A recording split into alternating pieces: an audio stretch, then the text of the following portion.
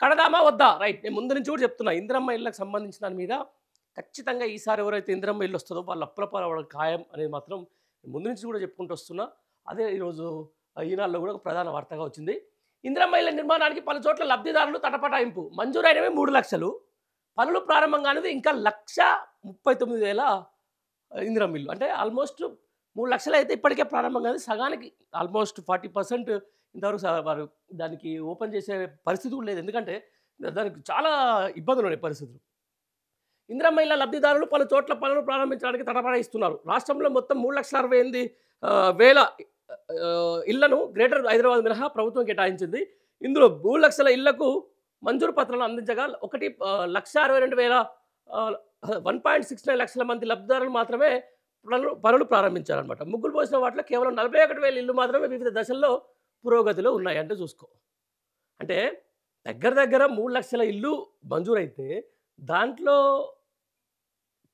పనులు ప్రారంభించినోళ్ళు 1,62,000 మంది అయితే కేవలం 41,000 ఇల్లు మాత్రమే వివిధ దశల పురోగతిలో ఉన్నాయంటే అర్థం చేసుకోవచ్చు. అంటే తటపటాయిస్తారు వాళ్ళు కూడా. మంజూరు పత్రాలు అందుకొని పనులు ప్రారంభించిన లబ్ధిదారులు 1,39,000 మంది ఉన్నారని చెప్పేసి కూడా ఒకటి వస్తుంది. వివిధ ఇళ్ల నిర్మాణ పనులు ప్రారంభించడానికి ఆయా లబ్ధిదారులు పలు కారణాలు చెప్తున్నారు. గృహ నిర్మాణ సామాగ్రికి సంబంధించి సిమెంట్, ఐరన్, ఇటుక ధరలు సామాన్యుడికి అందుబాటులో ఉండడం లేదు. ప్రభుత్వం ఈ కంపెనీల యాజమాన్యాలతో మాట్లాడి తక్కువ ధరకు ఇప్పిస్తామని ప్రకటించినా ఇంతవరకు అది అమలు కాలేదు. నిర్మాణ సామాగ్రి కంపెనీల ప్రతినిధులతో అధికారులు 2-3 సార్లు సమావేశాలు పెట్టినా ఎలాంటి నిర్ణయాలు తీసుకోకుండానే ముగించారు.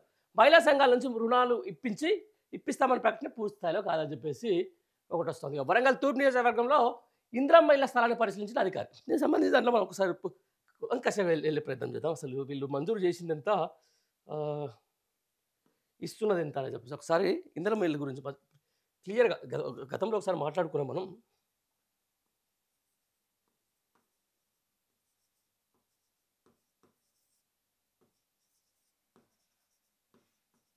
ఇది ఇందిరమ్మ ఇల్లు లబ్ధి అనమాట. అంటే దాదాపుగా ఇప్పుడు వీళ్ళు ఇచ్చే ప్రభుత్వం ఇచ్చేది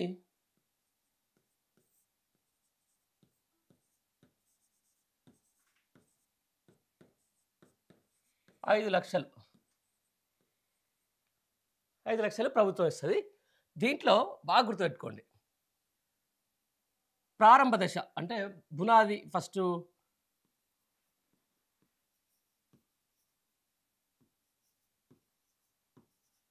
బునాది దశలో 1,00,000 అనుకుందాం.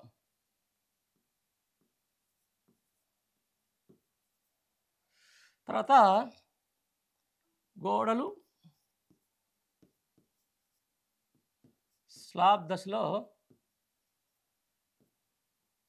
2.5 లక్షలు అనుకుందాం. మాట అంటే మొత్తం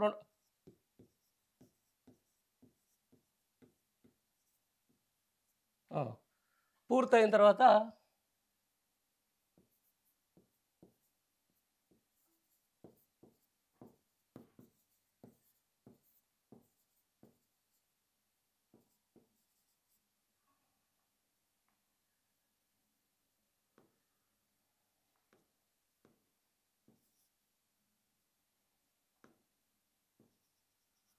మొత్తం పూర్తయితే 1,00,000, 2 3 లక్షలు అయిపోతే 1,50,000 పూర్తిగా ఈడ 5 ఈ 3 కలిపి 5,00,000 అవుతాయి. ఇది బాగా అంటే ఇది ఇందిరమ్మ ఇళ్ళకి సంబంధించి. దీంట్లో మేస్త్రికే ఇవ్వాలనా? సరే తక్కువలో వేసుకో. ఒక 3,00,000 అనుకుందాం.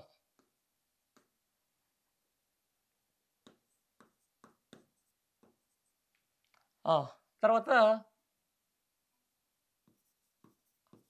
ఐరన్, సిమెంటు ముందస్తుగా పెట్టుకోవాలి కదా. సిమెంటుకు ఐరన్, సిమెంటు, ఇసుక ఒకటి ఫ్రీ ఇస్తున్నట్టున్నారు. రైట్. మేస్త్రికి, ఐరన్కు, సీకు, సిమెంటుకు ఇప్పుడు ఈ 3 దశల్లో అంటే ఫస్ట్ ఆఫ్ ఆల్ ఒక క్యాపిటల్ అమౌంట్ పెట్టుకోవాలి మనం. ముగ్గు పోసినప్పటి నుంచే ఇప్పుడు మీకు ఎట్లా అంటే సార్ వార్త అదేది ఆ! గృహ నిర్మాణ సామాగ్రికి సంబంధించి సిమెంట్, ఐరన్, ఇటుక ధరలు సామాన్యుడికి అందుబాటులో ఇంకా ఇటుకలేయలే మనం. వెయిట్.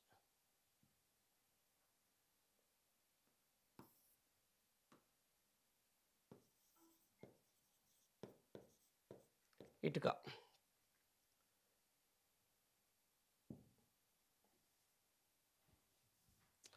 కడదామా? వద్దా? అమలుగా ముహూర్తాలు లేవని కొందరు ఇంటి నిర్మాణాన్ని వాయిదా వేస్తున్నారు. మంచి రోజుల కోసం ఎదురు చూస్తున్నారు.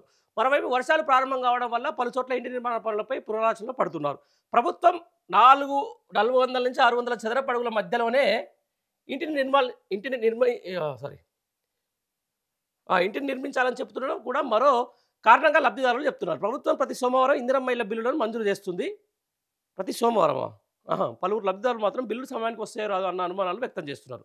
ఇతరులకు కేటాయించే యోచన. మొదటి విడతలో ఇంటి నిర్మాణానికి ఆసక్తి చూపే లబ్ధిదారుల నుంచి పట్టాలు తీసుకొని అర్హతలున్న ఇతరులకు కేటాయించాలని ప్రభుత్వం భావిస్తుంది. కనీసం 3 నెలల సమయం ఇచ్చి అప్పట్లోగా ఇంటి నిర్మాణ పనులు ప్రారంభించకపోతే లబ్ధిదారుల అంగీకారంతోనే ఇతరులకు కేటాయించడంపై అధికారులు దృష్టి సారిస్తున్నారు. కొన్ని చోట్ల ఇళ్లను నిర్మించుకోవడానికి ఆసక్తి లేని లబ్ధిదారులు తిరిగి పట్టాలు వాళ్ళే వెనక్కిగా అందిస్తున్నటువంటి మాట. రైట్. దీనికి ఏంటంటే వీళ్ళు ఇప్పుడు ఈ 600 చదరపు అడుగులు సంబంధించిన దాంట్లో ఎట్లా అంటే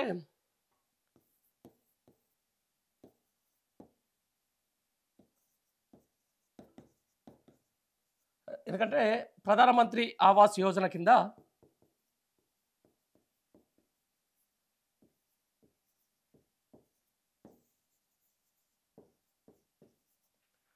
కేంద్రం నిధులు రావాలని చెప్పేసి ఇది పెట్టిర్రు. ఇది పెద్ద ప్రతిబంధకంగా మారుతుంది. ఎందుకంటే ఓ ఇల్లు 5 లక్షలు ప్రభుత్వం సాయం చేస్తుంది అనుకో, 100 గజాలు ఉందనుకో, 100 గజాలలో కేవలం 4 నుంచి 600 చదరపు అడుగులు కట్టాలంటే మినిమం 40 ఏమంటారు ఒక 400 చదరపు అడుగులు కొన్ని అదే ఏమంటారు 60 గజాలలో ఇల్లు కట్టుకోవాలంటే మిగతా భూమిని అంతా ఉట్టినే వదిలేయాల్సి వస్తుంది. దాన్ని పారి చుట్టూ పారి కూడా తిప్పాలన్నప్పుడు ఇప్పుడున్న రేటుకు ఇప్పుడున్నటువంటి ఇటుక సిమెంట్ రేట్లకు దగ్గర 1,00,000 నుంచి 1,50,000 అదనపు భారం పడే అవకాశం ఉంది. ఎందుకంటే ఏదైతే ప్రభుత్వం ఇస్తున్నటువంటి ప్రధానమంత్రి ఆవాస్ యోజన ఇల్లుకి ఇస్తుంది కానీ చుట్టూ పారిగోడకు ఇవ్వదు. దాని పరిధిలోనే ఈ 5 లక్షల పరిధిలోనే ఇల్లు కట్టుకోవాలి. కేవలం ఆ 5 లక్షల పరిధిలో ఒక 600 గజాల లోపలనే ఇల్లు కట్టుకోవాలంటే మాత్రం ప్రజలు చాలా ఇబ్బందులు పడుతున్నటువంటి పరిస్థితి. ఎందుకంటే ఎవరైనా కూడా ఇల్లు అనేది ఒక భరోసా. మినిమం డబుల్ బెడ్రూమ్ ఉండాలి. ఆ డబుల్ బెడ్రూమ్‌లో గత ప్రభుత్వం మాదిరి ఏదో ఒక అపార్ట్మెంట్ టైప్‌లోనో లేకపోతే ఒక గాలి జాగా తీసుకొని ఎవరిలాగా కట్టిస్తే బాగుండేది కానీ వీళ్ళు మళ్ళా మనమే కట్టుకోవాలి, లబ్ధిదారుడే కట్టుకోవాలంటే మాత్రం చాలా ఇబ్బందికరమైన పరిస్థితులు వస్తాయి. ఎందుకంటే ప్రభుత్వాలు మారుతూ ఉండవచ్చు. లేకపోతే ఇప్పుడు ఒక 1,00,000 వచ్చిన తర్వాత మధ్యలో ఉన్నప్పుడు కొన్ని బిల్లులలో చేతివాటాలు చూయించొచ్చు. అక్కడ స్థానిక నాయకులు వాళ్ళకి ఏమైనా రావచ్చు. లేకపోతే అధికారులకు ఏమైనా ఇబ్బందులు కావచ్చు. లేకపోతే బడ్జెట్‌లో కేటాయింపులో ఇబ్బంది కావచ్చు. కాబట్టి ఇప్పుడు పెట్టి అప్పులపాలు ఎందుకు కావాలని చెప్పేసి కూడా చాలామంది ఇందిరమ్మ ఇల్లులు వద్దు అంటే దాదాపుగా తీసుకోవడానికి మాత్రం జంకుతున్నమాట వాస్తవం. ఇదే జరిగితే మాత్రం ఖచ్చితంగా ఈ ప్రభుత్వం ఇస్తున్నటువంటి ఇందిరమ్మ ఇల్లు మాత్రం ఈ పథకం ఫల్టా కొట్టే అవకాశం అయితే ఖచ్చితంగా ఉంటుంది. జనాలు ఎందుకంటే ఇప్పుడు పెరిగిన జీవన ప్రమాణము లేకపోతే మార్కెట్‌లో ఉన్న రేట్లు, గృహ నిర్మాణానికి సంబంధించినటువంటి రేట్లు చూస్తే మాత్రం పిచ్చెక్కిపోయే పరిస్థితి. 5 లక్షలు కలిసి ఇల్లు కాదు కదా, ఒక రూమ్ వేసుకోవాలి. ఒక రేకుల రూమ్ వేసుకోవాలన్నా కూడా ఈరోజు మినిమం ఒక 4-5 లక్షల కావాల్సిన అవసరం ఉన్న నేపథ్యంలో ఒక స్లాబ్ ఇల్లు ఏ విధంగా మరి అవుతుందో అని చెప్పేసి ప్రభుత్వం కూడా ఆలోచించాలి. ఖచ్చితంగా వాళ్ళకు ప్రభుత్వమే దగ్గరుండి మంచి అన్ని వసతులతో కూడినటువంటి డబుల్ బెడ్రూమ్ ఇల్లులు నిర్మించి ఇవ్వాలని చెప్పేసి కూడా మనం కూడా ఒకసారి ప్రభుత్వాన్ని అడుగుదాం.